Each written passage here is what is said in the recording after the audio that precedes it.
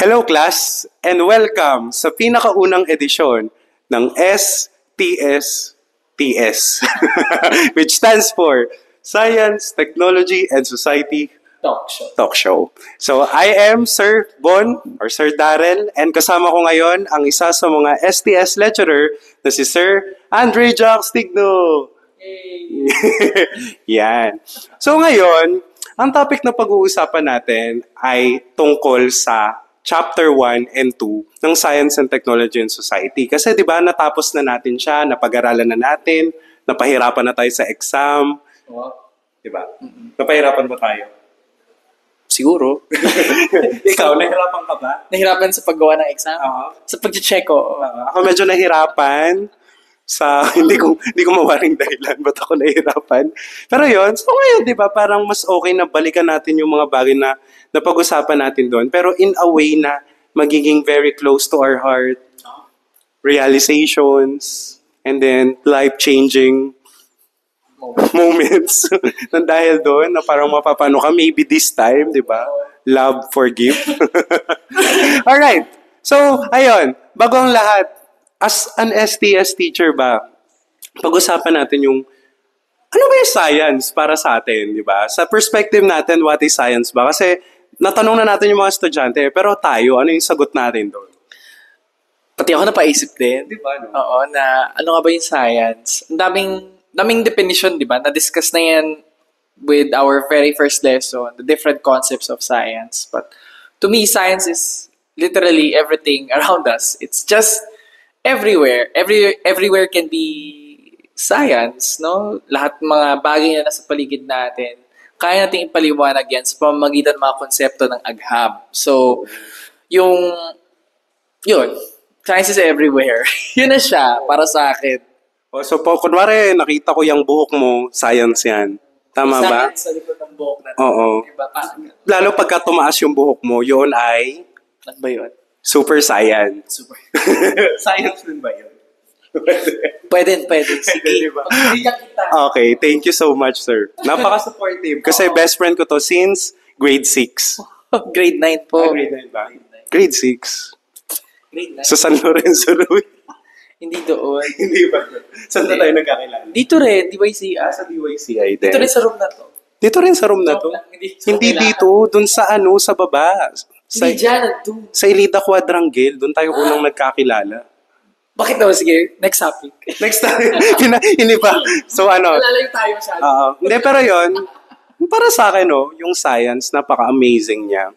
Kasi nga, yun, katulad ng sinabi mo, di ba?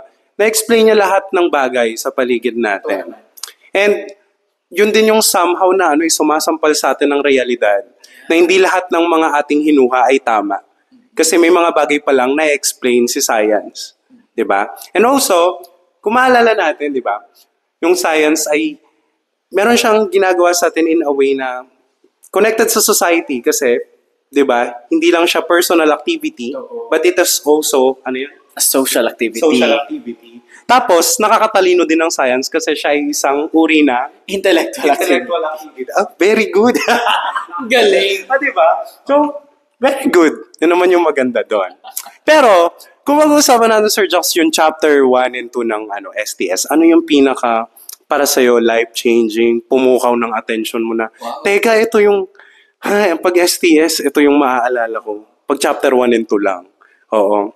Pero by the way, si Sir Jocks ay isang, part-time faculty ka ba? I mean, full-time employee. Okay, pero part-time faculty. Part-time teaching sa STS. Pero alam niyo ba na si Sir Jocks ay isang flourish na human being? Oo, kasi siya ay hindi, labor slave. Dahil kapag tapos na ang work, uwi. Uwi na ako. Uwi ka na. Siyempre, sa Quezon City. Okay. Malayo. Shoutout ka sa mga taga Quezon City sa Project Hi, 6. Hello. Kainis. ba yun? Hindi. Hindi, sorry. Saan ka? Teacher's Village ako. Teacher's Village. Exactly. The joke lang, wag na. Data privacy. Okay. Yun. So, ano yung pinakapumukaw naman sa'yo? Well, if I were to be asked my favorite lesson that I have also discussed to my students in STS, that would be 2.4, Indigenous Science in the Philippines. Very interesting kasi as you will explore on that lesson, we will realize that even our own country has its own science even before the colonizers came. So, bago pa dumating ang mga Kano, ang mga Kastila, mayroon na tayong sariling agham sa bansa natin, no, na tayo mismo yung nag-develop. Tapos dinala natin yon until now. No? Some of these innovations from the past were brought until this moment at ina-enjoy natin yung pakinabang na dulot nila. Ano? Ang galing, no? Ako talaga yung pinakagusto ko, I mean, yun din yung biggest question sa akin eh. Kasi di ba merong mga love and hate potions? Sa Pilipinas ba galing yun? Yung mga gayuma, oo. So, likas sa, I mean, hindi man siya likas, pero like, sa atin din nagmula yung konsepto ng pangkukulam, no? So, meron tayong mga iba't ibang uri ng mangkukulam. At isa na nga sa mga tawag nila doon yung mga mangisalat, di ba? Na silang naggagawa ng mga lumay, no? For love, di ba? Or yan yung gayuma para mapa-oo mo o magkaroon ka ng pag-ibig na dapat ipainom mo siya dun sa crush mo or sa gusto mong ligawan. No? Kung may gusto kong isumpa na kaaway, bigyan mo ng buringon. Diba? Parang interesting yun ah. So, someone na nag-aaral ng biochemistry, alam mo ba yung mga ingredients niyan? Ako, hindi ko alam. No? Basically, yung konsepto na ina-apply nila when it comes to their own version of science is actually pseudoscience, no? Pag sinabing pseudoscience, hindi nag-a-apply yung rules of science dun sa kanilang ginagawa. No? Ano ba namang kinalaman nung ganong potion sa pag-ibig, di ba? But for some reason, they have developed it in such a way na pwede nga ito makapagdulot ng pag-ibig, no? So, yun siguro, no, from my end. I am not here to really justify na totoo siya or totoong nagagawa niyang ma-inlove sa'yo yung tao or magkaroon ng karma yung tao, no? Hindi naman siya ganon, no, na dapat ma-associate natin with a drink, no? Okay. Maganda yun, no? Pero actually, alam mo, napaisip tuloy ako habang ine-explain mo ang pseudoscience. Ano ba yan? May related ba to sa Sudoku? Hindi naman siya. Hindi mo lang yun. Magkaiba ba? Iba na ba yun? Pero science din ba yung Sudoku? Science din ang Sudoku because it plays with math and the language of science is mathematics. Okay. Thanks sa info. O diba, ganun kalawak ang science. Hindi lang siya pang society. Pang math din siya. Ang galing. Pero yon, isipin mo, no, kung makakabuo tayo ng napakaraming love potions, ma-achieve kaya natin ang world peace. Sana, di ba? Sana ganun na lang yung solusyon sa problema natin sa mga gera na yan, mga digmaan, at mga genocide, whatsoever, no? Talagang, kung pwede lang. Okay. O healingin ko talaga. Sige, pero pastok. Gagawin ko talaga. Okay. Sige. Kung yun yung solusyon, di ba? Pero it's more complex than that. Even science has a role to play in the war. Okay. Di ba? Bakit? And again, science is also a cultural process. Wow, cultural activity. It's a cultural activity. Taray, kompleto na natin yung concept of science. Pati sa gera may science, di ba? Anong klaseng bomba ang gagamitin mo para mapasabog ang isang lugar? Pati yon meron ding agham. Pero yung tanong kasi, paano mo gagamitin yung science na yun? No? Para kanino yung science? Di ba? So that's another question we have to ponder upon. Okay, sige. Tatanungin natin si Sir Jax. Past talk. Sustainability or indigenous science? Yun. Hindi, joke lang. Ano kasi sabi? Ayun, sustainability or world peace? Pareho. Hindi, isa lang. Pili ka isa. Well, in sustainability, there is world peace. So, Okay. sustainability. May winner na tayo tonight.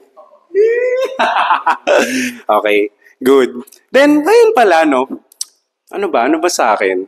Kung ano, di ko tinanong yung sarili ko. Kasi tatanungin mo din dapat ako. Hindi naman interview to, ate ko. O, ikaw, ano tatanong? Oo. Wala akong tanong. Hindi ako handa. Hindi mo ako in-inform na dapat magtatanong ako sa'yo. So kailangan dapat in-inform mo na kita. Oo. Tatanungin mo ako. Okay. Okay, anong tatanong? Ang tanong ko, anong tatanong ko sa'yo? Parang ibalik mo sa akin yung tanong. Ano ulit yung ano natin? Pinag-usapan. Sorry, may short-term memory. Yung nag-ano sa'yo, yung parang... favorite lesson mo or life-changing lesson mo sa na-realize mo sa STS. So, ano yun? Ano nga ba yun sa akin? Siguro sa akin, yung pinaka nagustuhan ko, aside dyan sa indigenous science, yung... Hindi ako prepared. Ba't mo ko tinanong? Sabi mo, tanongin ka. Sabi mo, kasalanan ko pa ngayon. Okay, siguro sa akin, ano nga ba maganda? Yung scientific revolution siguro. Okay. Oo, kasi diba, dyan yung time na yung mga tao, to be specific sa Pilipinas, nagsama-sama sila para sabihin, punitin ang ating sedula. Okay. Ibang revolution ba yun? Ibang revolution yun. Iba yun. Hindi, pero scientific revolution kasi diba, parang before, marami tayong mga haka-haka. O yung mga ninunod natin. Pero silang haka-haka na, kasi for example, yung idea na Ptolemy, na ang sentro daw ng mundo ay Earth. Yeah. Tapos biglang nung dumating si Nicholas Copernicus, meron ng heliocentrism. And then through time, na yun, kumbaga, nabago na yung paniniwala na yun. And I would say na isa yun sa mga naging stepping stone or platform para ang mga tao ay mas ma-curious kung ano ba talaga yung katotohanan. And para sa akin kasi, napaka-importante ng pag-alam ng katotohanan. Oo. Na mabagay-bagay. Di ba yung nagpo-fact check tayo? Totoo naman. Tingin mo, tama yun? Tama naman. I mean, the essence of science is the truth. Mm-hmm. Diba? Kung wala yung katotohanan, walang science. Yung process kasi of getting those truth will always involve science. No? Kaya nga meron tayong scientific method, diba? Na sinusundan nating proseso to come up with an answer that is based on what we have observed, what we have identified from around us. No? Which we called scientific method. Method. Scientific method. Sinabi mo na ba kanina? Oo. Ayun pala. Anong ibang science. Yun yung favorite mo. Then, siguro, i-apply din natin sa ngayon parang, yun nga, kumbaga, di ba, na-apply na rin natin siya sa nangyayari in the modern world. Na kumbaga, dapat, meron tayong media and information literacy. Kasi part pa rin ng science yun, di ba? Part pa rin siya ng science. Oo. Yung mga ganong bagay. Then, yun, yung mga indigenous practices na meron tayo, na until now, na-enrich pa rin natin. Pero yung question dun is, bakit nga ba, kahit napalibutan na tayo ng mga modern sciences, bakit kaya importante pa rin yung indigenous knowledge or indigenous science?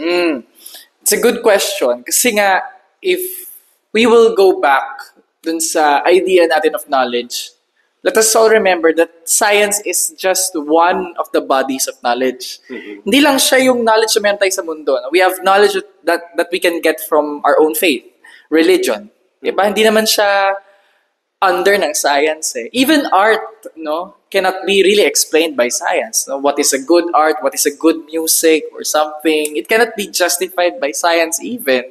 Diba? And the same is true with local traditional knowledge or indigenous knowledge systems that we have. These are things that do not come from the scientific method. They all took the practices of different people, diba, from ages and from different generations. Pinagpasa-pasahan nila yan, na alam nila na yun yung magsisilbing daan nila sa kanilang buhay. Diba? Kasi kung wala yun, hindi sila mabubuhay bilang isang community.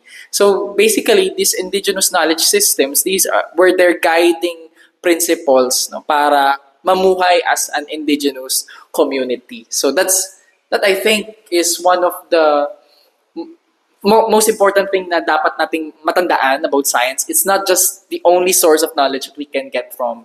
Diba? Pwede pa rin kumuha sa iba pang mga sources at napakalaki ng may tutulong sa atin ng indigenous knowledge mismo, no? Sa ating mga katutubo. Iba-iba yung malalaman mo from the Ifugao, from the Dumagat Remontado, from the Lumads of Mindanao, from the Ati and Visayas. Iba-ibang kaalaman ang meron sila. And maaaring maging useful sila to even inform our science. Kasi usually, siguro, just to add na lang din, that that because we were colonized, no, by the America, by Spain, basically Western countries, 'di ba? Ang nangyayari sa science natin, nagkakaroon ng tinatawag nating hegemony. When we say hegemony, ito na lang yung pwede nating paniwalaan. Ito yung sistema na kung saan nakaangkla yung ating mga pang-araw-araw na buhay, no? So, yung hegemony na yun, nakala natin, okay, this science has to be biology, physics, ganyan-ganyan. Pero nakakalimutan natin na meron palang iba pang sources of knowledge na hindi tinuturo sa ating klase. Diba? So, I think that's one thing we need to really work out, na dapat meron tayong sense of appreciation when it comes to indigenous knowledge systems because they're valuable and they can provide the context kung bakit or paano ma-apply yung science sa ating bansa. Kasi hindi naman porket galing sa mga Kano, galing sa mga Kastila, galing sa ibang mga bansa, mag-a-apply sa atin. Maganda meron tayong konteksto na mag-i-inform sa atin and that may come from indigenous knowledge. Tama. I agree. Sorry na. Kailangan daw natin, dahil dun sa mga sinabi mo, very inspiring, kailangan daw natin kantahin yung chorus ng Piliin Mo ang Pilipinas. Anong chorus nun? Piliin mo rin ang Pilipinas. Kumanta. Ikaw na lang kumanta. Dapat kasama ka. Hindi ko matanda. Sige, palakpakan na lang. Hindi, may beat. Okay. Piliin mo rin ang Pilipinas. Hey! Ano yan? Hindi ko na alam. Pintas ng perlas. Oo. Ayan mo na. Okay na yun. Ano kasunod nun? Hindi ko na rin alam. Hindi mo alam. Sorry. Alam, Pilipino ako pero hindi ko alam hindi ko kabisado yung kanta.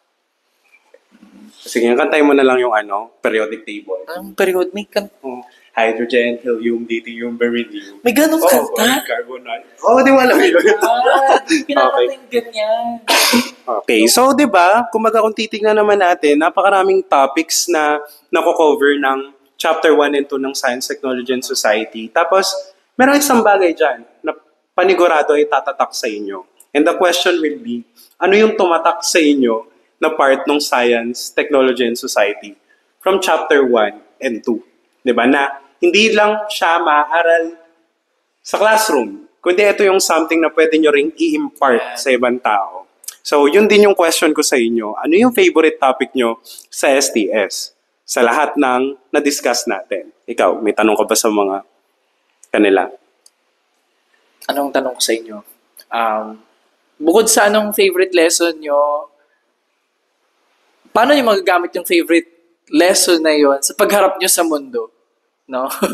Like, after you graduate, how will you apply these things? Knowing that we're in a very changing world, no? Kasi isa ko ring tanong din sa mga students ko ay, in 4 years time, you'll graduate, kailangan ka pa ba ng mundong ito? Diba? Parang, paano mo ngayon naarapin ang mundo knowing that things are changing around us? Ang dami nangyayari. Diba? AI, papalitan na tayo ng AI, may climate change, magugunaw na yung mundo, diba? So parang, alam mo yun, nagiging hopeless and nagiging pessimistic tayo about what the future beholds. But then, again, with the use of these things from STS, I hope that you will apply this to be prepared in facing that changing society. Class, ito yung isang example ng podcast or yung talk na gusto kong gawin ninyo sa klase natin. So, you just need to reflect na kung ano man yung mga gusto nyong pag-usapan about STS and hopefully na yung magiging output natin dito ay would not just like stop as a requirement sa STS but pwede nyo tong i-share kahit kanino nakakilala nyo. Kasi kahit randomly naman, mag-random fact ka sa mga kaibigan mo na alam ba ninyo na meron tayong tinatawag na indigenous science, mga indigenous knowledge. Ganyan kasi at least diba, na-share natin kung ano man yung mga natutunan natin dito sa course na meron tayo. And sana, bago tayo magkahiwa-hiwalay, nalungkot ka ba? Nalungkot ka rin. Nalungkot din ako. Bago tayo magkahiwa-hiwalay ay meron tayong naiwanan na lesson para sa isa't isa. At ito yung isa sa magiging remembrance nyo, hindi lang sa akin, kundi sa mga kaklase nyo rin, na once in your life, nagkaroon kayo ng bonding na naging intellectual activity. Wow. Na hindi na nga lang siya personal hindi activity. chismisan, gano'n. Diba? naging, tama, intellectual activity. Oh, intellectual activity. Tapos, hindi nyo pa ginawa yung activity na yun na mag-isa kasi ginamit nyo yung letter S na Ano yun? social activity. activity. Galing. O, diba? Wise ka dun. And lastly, gumamit tayo ng letter K, which is science is a body of Knowledge. Ayan. So, yun lang ang requirement nyo sa akin. Okay, so yun lang. Thank you, guys. Bye-bye.